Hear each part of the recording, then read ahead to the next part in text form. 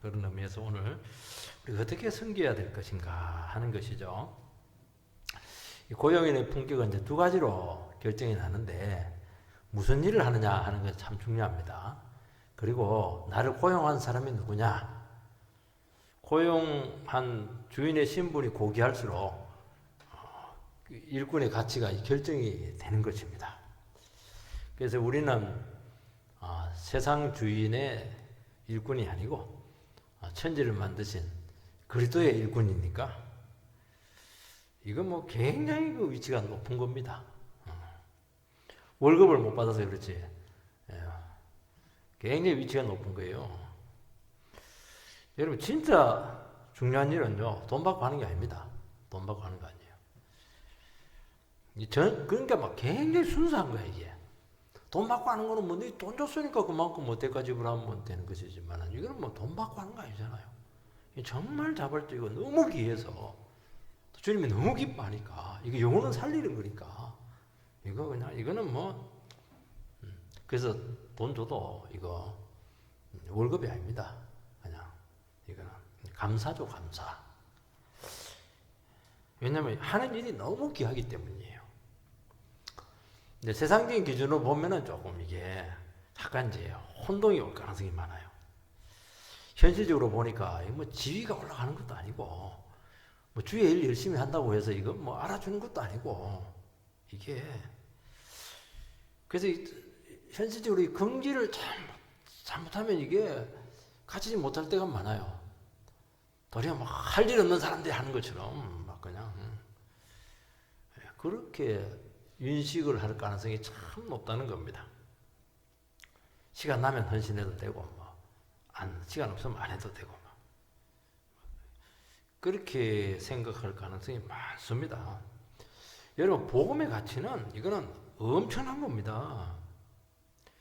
영혼을 살리고 제사함을 주고 성령의 능력을 가지고 이게 정말 가치 있는 인생이죠. 그래서 내가 아마 그분을 좀 초청해야 될지도 모르겠습니다. 그 장로님 아주 특별한 분인데요. 이분은 뭐 월급 받고 사업해가지고 그 돈 가지고 전부 다 구령사업에 다 쓰더라고요.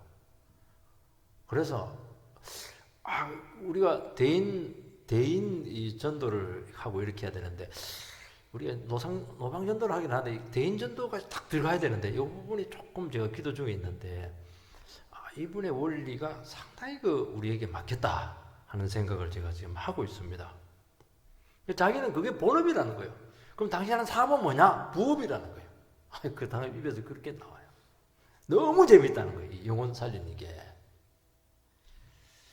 아무리 귀해도 그 가치를 모르면 의미가 없지 않겠습니까? 그러면 이제 세상 가치가 우선시 될 수밖에 없습니다. 이걸 알면요, 죽도록 충성합니다. 세상 일이 그 가치가 떨어지는 이유를 보면 세상은 딱 시간 정해진 대로 딱 합니다. 돈 준 만큼 딱 해요. 시간 때우기죠. 주의 일이 그게 어디 있습니까? 시도 때도 없이 그냥 있는 거 없는 거 다 갖다 바치잖아요. 귀하니까. 그러고 나서 손해봤다 그런 사람 없어요. 이게 뭐냐니까 하나님 나라 일꾼들의 그런 정상적인 모습이라는 거예요. 첫 번째는 이 충성된 일꾼의 마음의 자세가 중요합니다. 1절 말씀을 보면 내 아들아 그러므로 너는 그리스도 예수 안에 있는 은혜 가운데서 강하고. 이제 디모데후서가요 제일 바울이 임종 전에 가장 늦게 쓴 서신이라고 되게 보고 있는데요. 자기가 한 천국 가면은 이제 후계자한테 맡겨야 되는데 이 디모데가 이 영적인 아들이지 않겠습니까? 디모데가 유약해요. 출신 배경도 별로 좋지도 않고 신학 공부도 한 것도 아니고 그리고 나이가 또 연소해요. 나이가 어리면요 목회를 해보면 알지만 은근히 무시가 되는 겁니다. 목회자는 나이를 물으면 안 돼요. 나이가 얼마입니까? 왜 목회자한테 나이를 묻냐고. 나는 영적인 아버지라고 그렇게 나가야 되는 겁니다. 뭐라고 얘기하냐니까 내 아들아 너는 그리스도 예수 안에 있는 은혜 가운데서 강해라 말을 말씀하고 있습니다.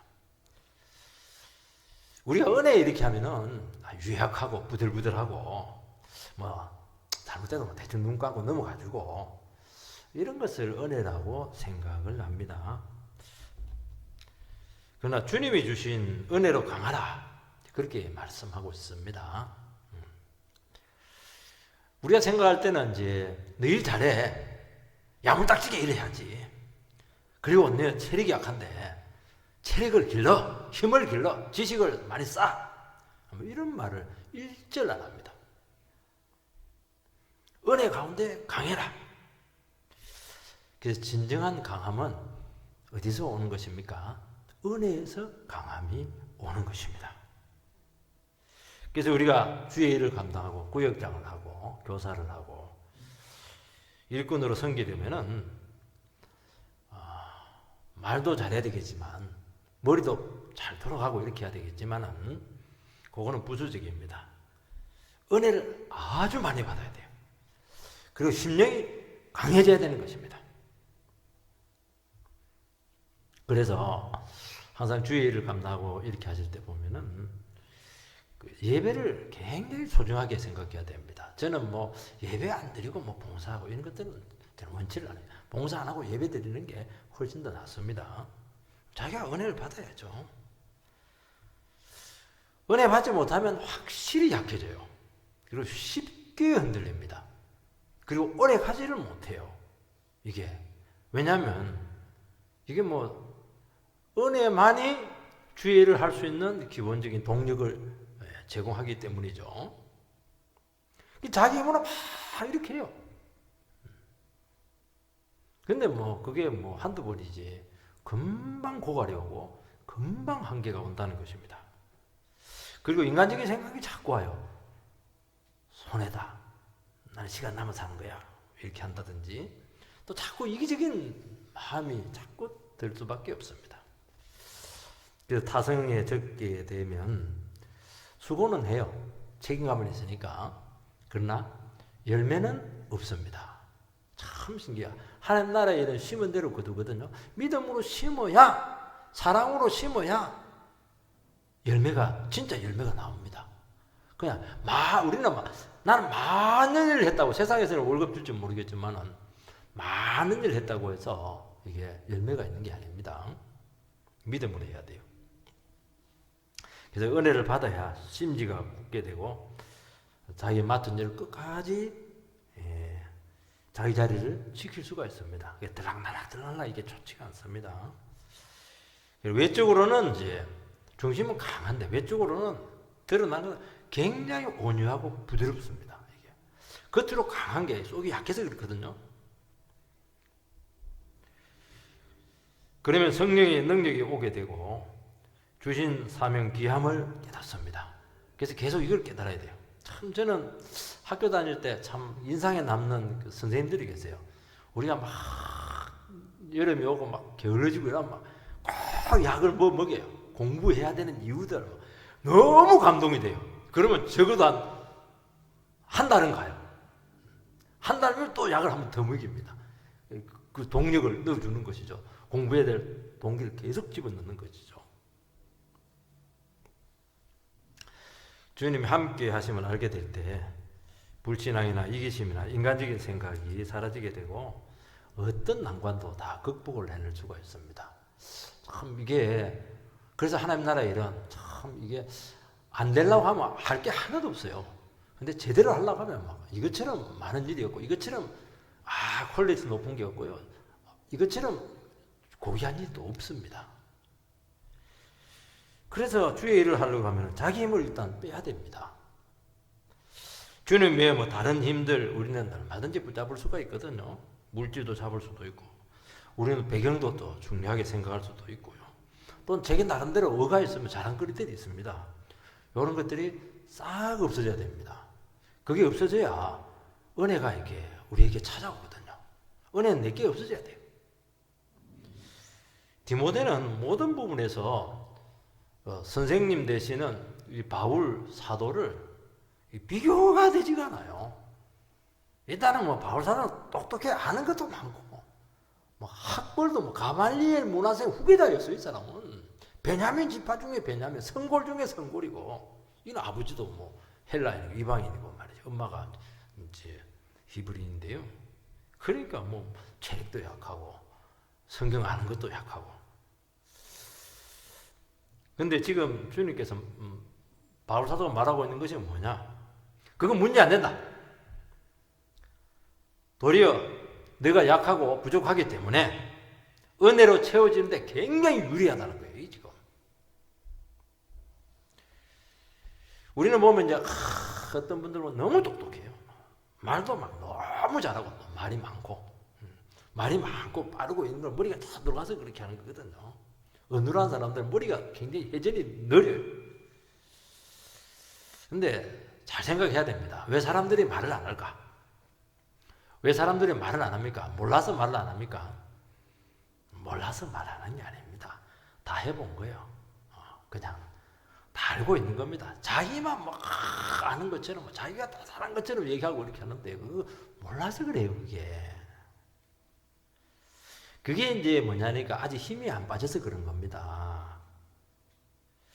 진짜 뭘 아는 사람들은 보면요, 있는 둥 없는 둥 그래요. 근데 자리에는 항상 있어. 근데 나중에 보면 싹 다 일을 처리해요. 소리 없이 싹 일이 다 처리가 됩니다. 우리는 막 윽박 지르고 그냥 막 드라이버를 걸고 그냥 막 밀어붙이고 이렇게 하면 됩니까? 될 것 같아요. 안 됩니다. 될 것 같은데 다 대놓고 나서 깨질 때가 너무 많아요. 그렇게 되는 게 아닙니다. 은혜 가운데서 주님께서 일하도록 자꾸 그렇게 자기를 비우고 자기에게 드려야 되는 것이지 내가 막 이렇게 해서 되는 게 아닙니다. 이게 지금 우리나라 정권이 거의 바뀔 텐데요. 다른 거는 모르겠고 아마 집값 정책을 한번 20번, 30번 정도 한번 바꾼 것 같아요. 제가 보니까. 집값 잡혔습니까?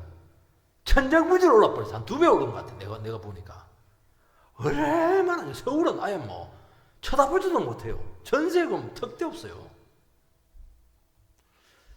잘못한 거예요. 왜 자꾸 엉두리를 하고 자꾸 그냥 개입하려고 그렇게 합니까? 가만히 냅두면 시장이 알아서 적절하게 하면 살 만큼 이렇게 할 텐데, 자꾸 얻어가지고 개입하니까 안 잡히니까 안 되게 돼 있어, 이게.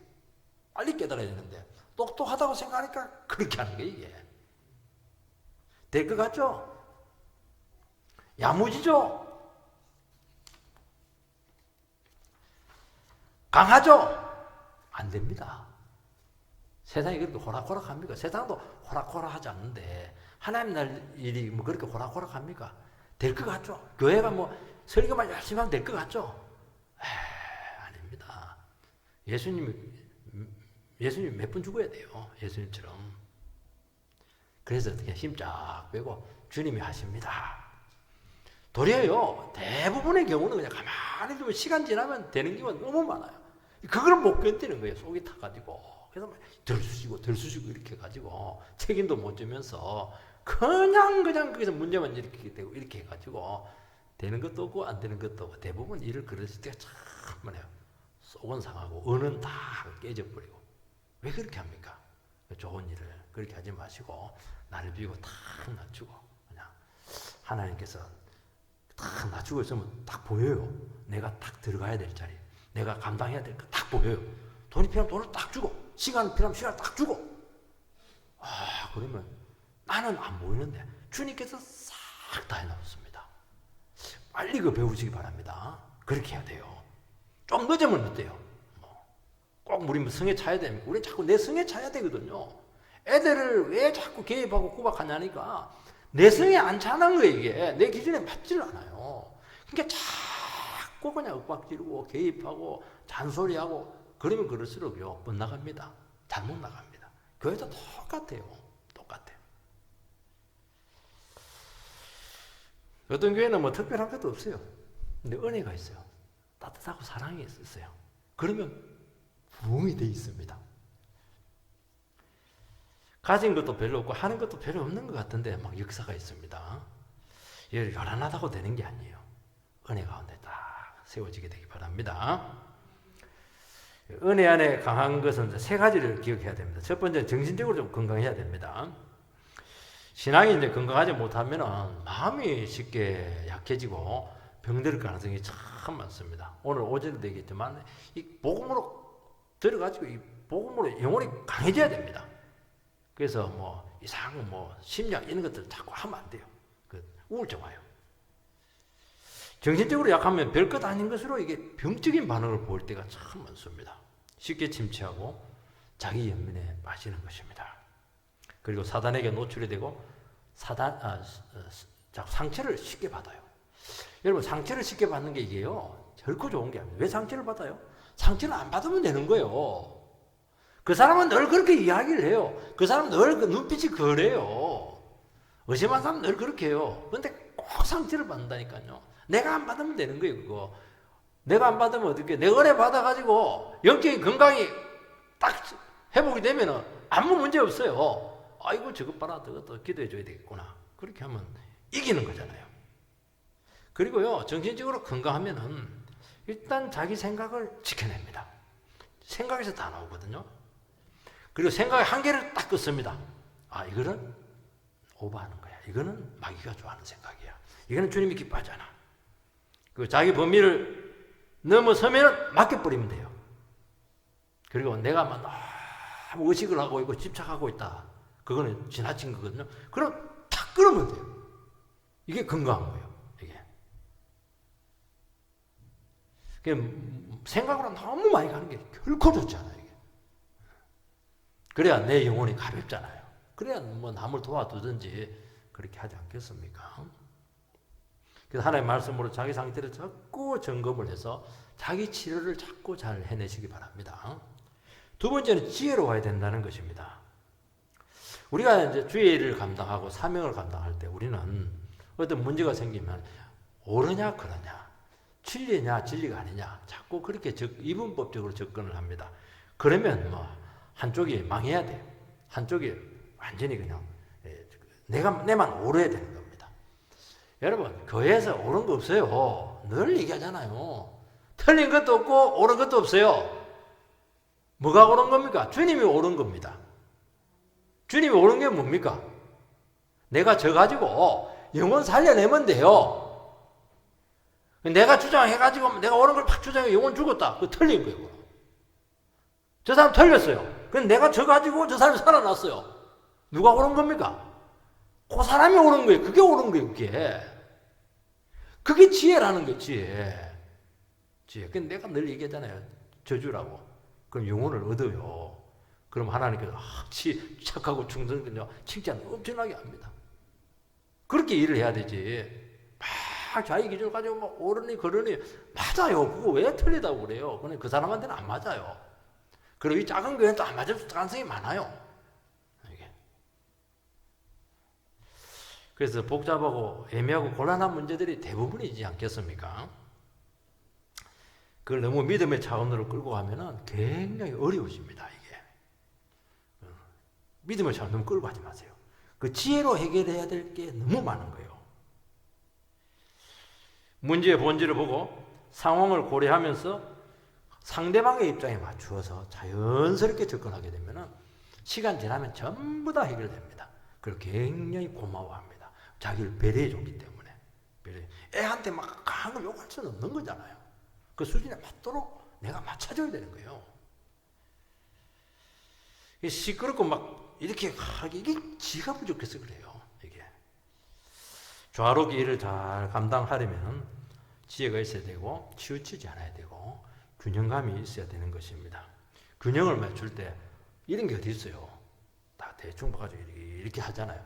절절하게 맞아야 되거든요. 이게 이 지혜는 말씀에 대한 통찰이고 기도하면 주시는 것입니다. 세 번째는 확신이 필요합니다. 이게 교회의 부흥은 목회자의 확신에 달려 있습니다. 그래서 목회에 대한 분명한 철학이 있어야 되고 진리에 대한 분명한 확신이 있어야 됩니다. 이것이 안 되면 교회가 굉장히 부실해져요. 확신이 있으면 큰 소리 안 칩니다. 강하게 나올 필요가 없습니다. 뭐 요리하면 되니까. 그러니까 큰 소리 치고 막 이렇게 스스로 그렇게 하는 것은 아직 이게 확신이 없어서 그래요. 불안해서 그런 거거든요. 핵심을 알면은 그거 한 줄기만 잡고 있으면 돼요. 사소한 것은 이래도 되고 저래도 되고 그냥 여유를 가질 수가 있는 것입니다. 그래서 우리는 보면은 자칫하면은 겉은 참 강한데 속은 아주 심각하게 병드신 분들이 많이 있으세요.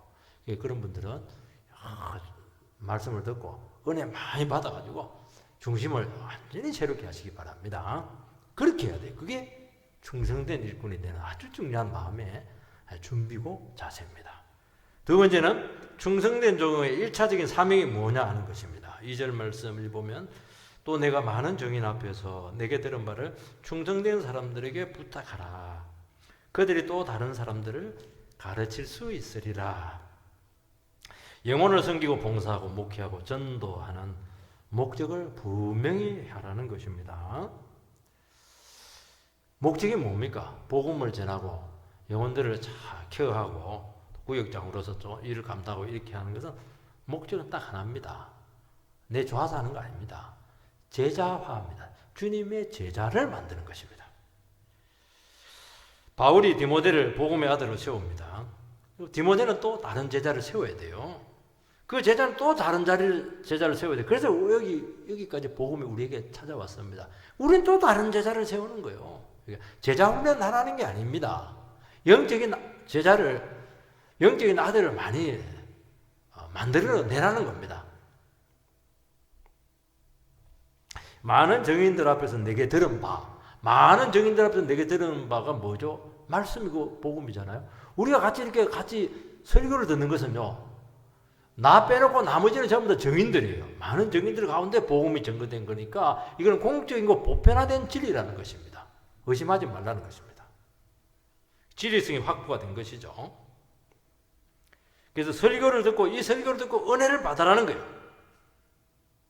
왜냐하면 교회에서 선포되고 가르치는 말씀으로 사람들이 바뀌게 되고 제자가 되게 합니다. 새가족 공부하면서 몸만 교회 생활하고 설교는 인터넷에 좋은 게 많으니까 그걸 들으면 목사님 안 되겠습니까? 이러길래 오늘 공부했는데 절대로 안 된다.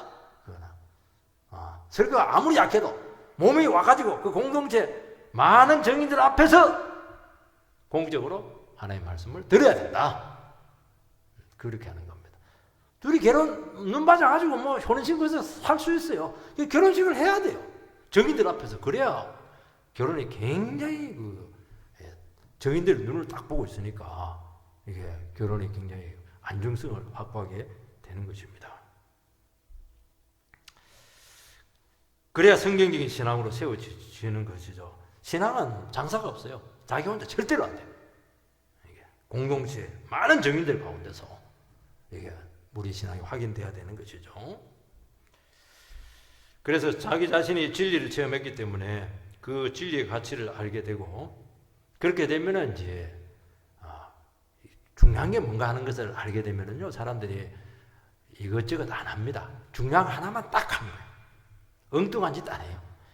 교회에서 엉뚱한 짓 많이 합니다. 성도들도 엉뚱한 짓 많이 해요. 말씀 붙들고 말씀 전하는데 그리고 말씀으로 세우는데 집중하자. 딱 심플하잖아요. 나머지도 그것을 위해서 돕는 정도에서 되는 겁니다.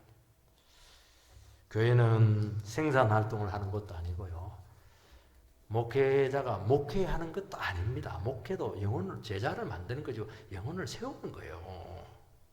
우리가 심심하니까 오늘 사람 만나기 좋으니까 교회 생활을 하기 위해서 교회 생활을 하는 게 아니라니까요. 여기서 복음의 역사가 일어나게 해야 되고 진리가 회복이 되어야 되고 그리고 그것을 사람을 세워서 계속 개성을 시켜 나가야 되는데 오늘 이 부분이 지금 굉장히 위기에 빠졌습니다. 주일학교는 지금 작년 성도에 비해서 30%도 안 되는 것 같아요. 20% 정도 되나. 87년도에는 한 50% 정도 됐어요. 제가 어릴 때 70년대 그때는 작년 성도보다 주일학교가 훨씬 많았어요. 물론 애들이 많았겠지만 한 놈 끌고 오면 그 뒤에 한 10명 데리고 와요. 형, 동생, 막 친구들 해서 와 끌고 오고 동네에서. 2030년대가 되면은 주일학교 비율이 완전히 10% 이하로 떨어진다고 되어 있는데 30년대까지 갈 필요가 없고요. 벌써 그 수치가 지나버려서 초등학생이 한 10%, 청소년부가 5%, 청년이 3%. 그래가지고 50년대가 되면 주일학교가 없어지지 않겠는가 그렇게 지금 굉장히 불안해하고 있습니다. 얼마 전 조사에 의하니까 전교의 2분의 1 이하 주일학교가 없습니다. 우리 교회는 몇몇 안 되지만 주일학교에 있는 게 이게 그리고 막 목사님이 또 주일학교를 책임지고 있는 거는 이거는 굉장히 큰 축복이에요. 되게 전도사님이 하는데 영아부, 유아부가 없는 교회는 한 80%, 75%에서 80% 정도 됩니다. 더 큰 문제는 이런 추세를 반전시킬 방법이 없고 알아도 할 수 있는 역량이 안 된다는 것입니다. 주일학교의 약화는 곧바로 작년 성도의 약화로 바로 드러납니다. 되게 우리나라 그 신앙교로 보면 이 회심 비율이 만 14세까지가 한 80% 정도 회심을 한다고 합니다. 어느 정도 되는지 가름이 되죠. 100년 전에 영국 교회가 이제 80% 복음화율이었는데 지금은 3%. 이게요, 100년 전이에요. 이것이 과연 우리의 미래가 아니라고 할 수가 있겠습니까? 그래서 우리는 뭐 해야 되느냐? 교회에서 딴 거 하면 안 되고 자꾸 영혼을 세우고 살리고 전하고 제자화시켜서 한 사람이라도 제자화시키면 다시 부흥이 일어납니다. 여러 사람 하지 마세요. 자식 한 사람 딱 세워놓으면 돼요. 한 사람이 그렇게 중요하다니까. 한 사람이. 성서윤리원의 간사였던 에릭 네시 목사님이라고 영국의 아주 유명한 그 목사님이 계시는데 이분은 청소년 사역의 전문가입니다. 그리고 캠프를 많이 했어요. 존 스톤 목사님이 그분이 인도하는 캠프에 가서 큰 은혜를 받았잖아요. 존 스톤 목사님이 진짜 엘리트 중에 엘리트입니다. 정말 머리가 좋아요. 예.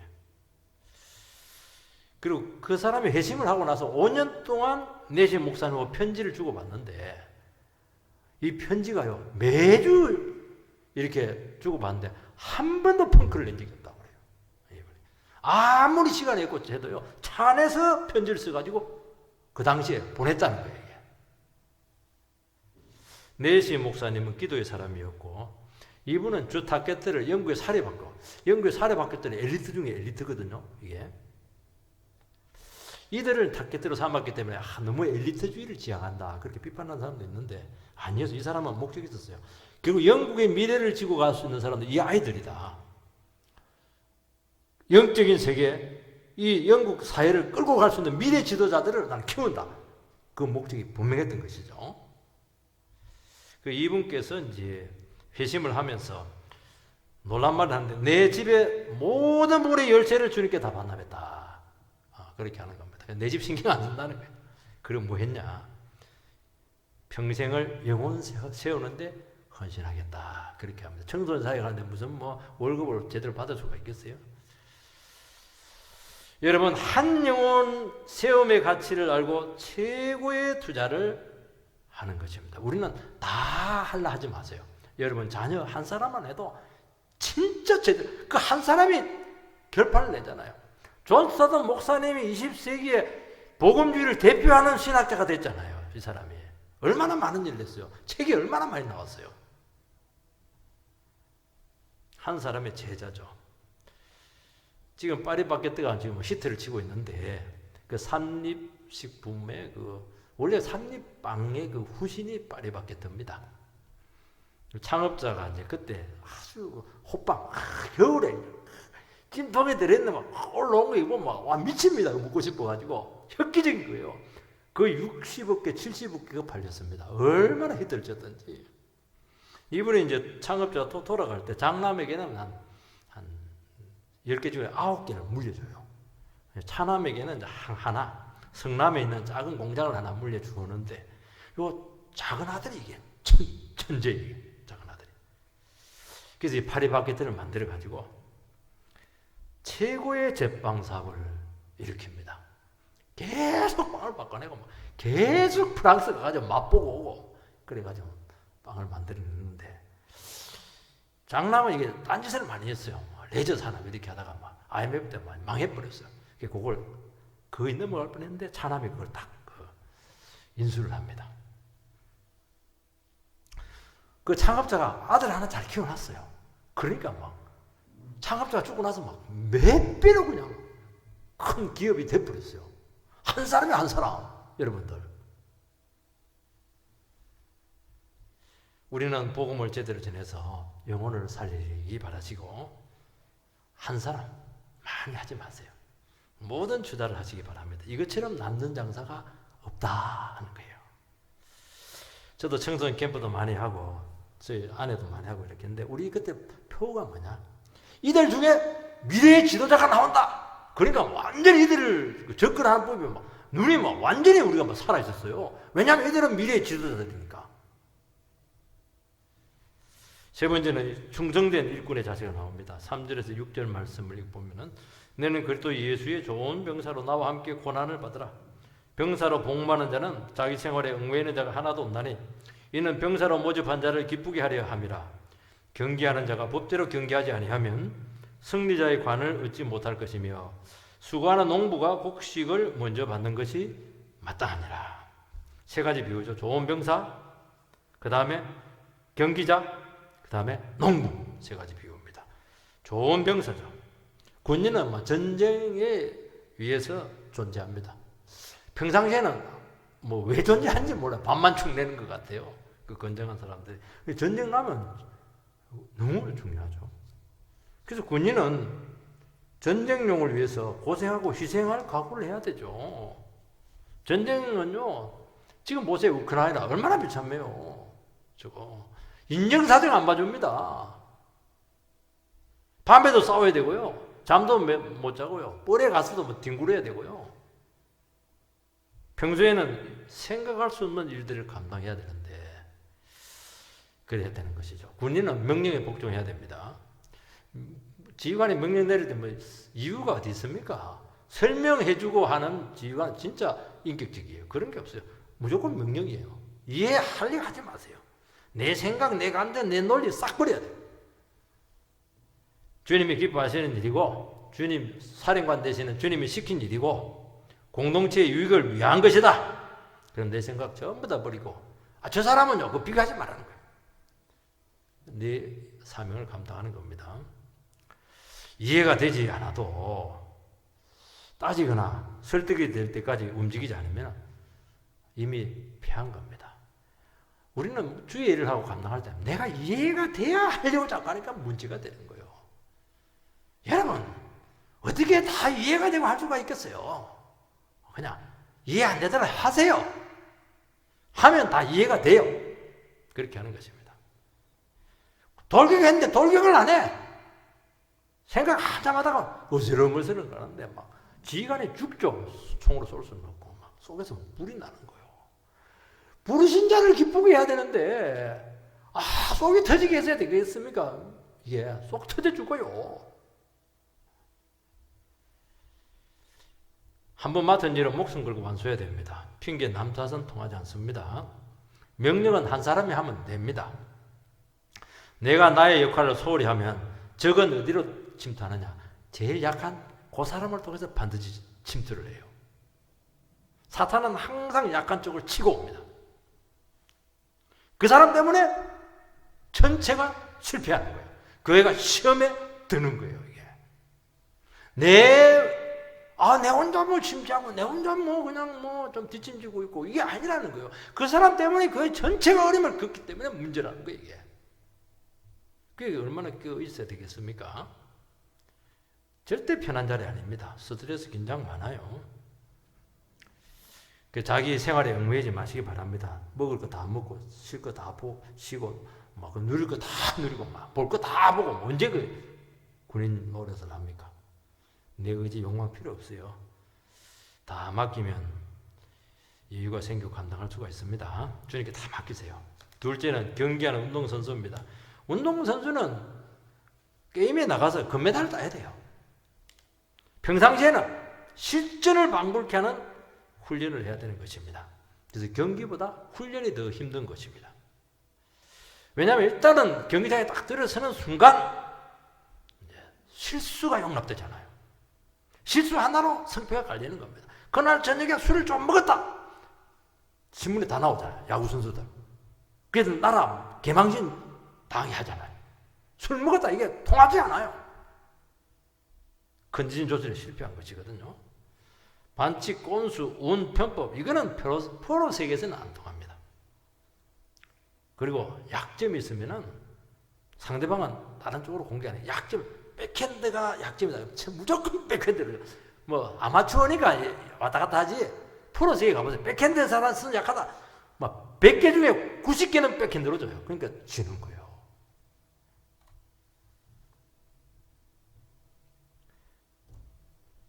진짜 실력이 있어야 된다는 것입니다. 은사를 길러야 되고 기본에 충실해야 되고 그래서 우리 성도님들께서는 다른 건 몰라도요. 말씀과 기도에 내가 최고가 돼야 되겠다. 그렇게 해야 되는 것입니다. 영혼을 살리고 교회 세우는 결정적인 무기는 결국 말씀과 기도예요. 이 말씀과 기도는 인천 상륙작전 할 때 한포 사격과 같습니다. 이 때려줘야 돼요. 누가 얘기했죠? 작전에 실패한 병사는 용서가 되어도 경기에 실패한 병사는 용서가 되지 않는다. 저는 바꿨어요. 우리가 연약해서 어쩔 수 없이 넘어진 것은 용서가 되지만은 내가 경건에 실패해서 막에게 무너졌다. 이거는 용서를 할 수가 없다 하는 것이죠. 세 번째는 수고하는 농부입니다. 농부는 일단 부지런해야 돼요. 일이 많고 때가 중요합니다. 농사 지으면 때를 놓치면 1년 농사 망칩니다. 여러분 사업 직장 생활 하면서 우리는 예배도 드려야 되고 경건도 갖춰야 되고 주의 일도 감당해야 됩니다. 얼마나 부지런해야 되겠어요. 농사는 수고한 만큼 나옵니다. 결과가 빨리 보리고 하지 마시기 바랍니다. 농사는 1년이면 결과를 봐요. 하나님 나라에는 적어도 10년을 가야 되니까. 제가 이 교회는 6년 됐거든요. 10년은 지나야 돼요. 여러분 결과가 눈에 보이게 나타나지 않아도 믿음으로 참으시기 바랍니다. 속이 타는 거예요. 이게 뭐 때때때로 안 되니까. 알아주지 않더라도 묵묵히 믿음으로 감당하면 때가 되면 거두게 되리라 약속하셨습니다. 그리고 농부가 먼저 곡식을 받는다고 말씀하고 있습니다. 여러분 영적인 추수에 수고하게 되면은 물질적인 축복을 최우선적으로 공급받는다는 것입니다. 손해보지 않아요. 물질적인 필요를 우선적으로 공급받고 현실적인 모든 문제들이 해결해야 된다는 것입니다. 나는 주의를 했기 때문에 막 사업이 망했다 말이죠. 나는 하나님 나라를 했기 때문에 나는 막 아이고 그냥 집안이 막 어렵게 됐다. 그건 아닙니다. 그건 제대로 못한 거예요. 절대로 그런 일이 없어요. 농부가 싹을 먼저 받느니라 믿으시기를 바랍니다. 그런 가운데 쓰게 되기를 주의 이름으로 축원드립니다.